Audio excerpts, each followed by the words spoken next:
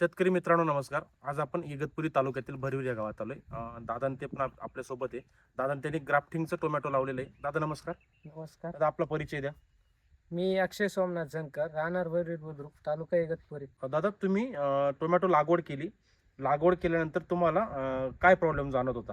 लागवड केल्यानंतर खाली झाडांची मुळीच खाऊन घेतली होती.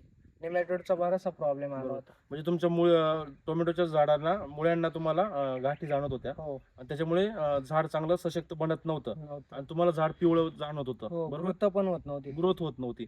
मग तुम्ही हा प्रॉब्लेम जाणवल्यानंतर तुम्ही झॅटेक्स प्लांटबॅटिक्स या कंपनीचं हो. नेमॅसोल नेमॅसोल वापरलं. वापरल्यानंतर तुम्हाला काय रिझल्ट जाणवला हे शेतकरी बांधवांना सांगा. वापरल्यानंतर पांढरी मुळे ऍक्टिव्ह झाली. जो नेमॅटोड होता तो संपत आला खाली.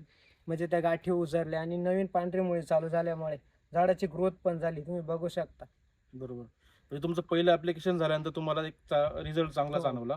आता तुम्ही परत दुसरं ऍप्लिकेशन दुसरं पण केलं का? ऍप्लिकेशन देऊन टाकलेलं आहे. म्हणजे तुम्ही नेमॅसोल या प्रोडक्ट वरती समाधानी आहात? हो, बरोबर. 100%. शेतकरी बांधवांना काय सांगणार नेमॅसोल बद्दल? निमेसोल वापरत जा, कारण चांगले रिझल्ट आहे, उत्तम रिझल्ट आहे, तुम्ही बघू शकता. आणि निमेसोल वापरल्यामुळे निमॅटोड फ्री मुक्त होतं झाड. बरं. बघा शेतकरी मित्रांनो, दादा त्यांनी नेमॅटोडसाठी आपलं नेमॅसोल हे प्रोडक्ट वापरलं. त्यांना उत्कृष्ट प्रकारे असा रिझल्ट जाणवला. तर नेमॅसोल त्याचं एकरीचं जे प्रमाण आहे हे 200 ग्रॅमचं प्रमाण आहे. तर तुमचा कुठलाही भाजीपाला पीक असेल त्याला नेमॅटोडचं खाली गाठी वगैरे जाणवत असतील आणि झाड ट्रेसमध्ये असेल किंवा झाड पिवळं पडत असेल तर अवश्य नेमॅसोल M5 वापरा. धन्यवाद.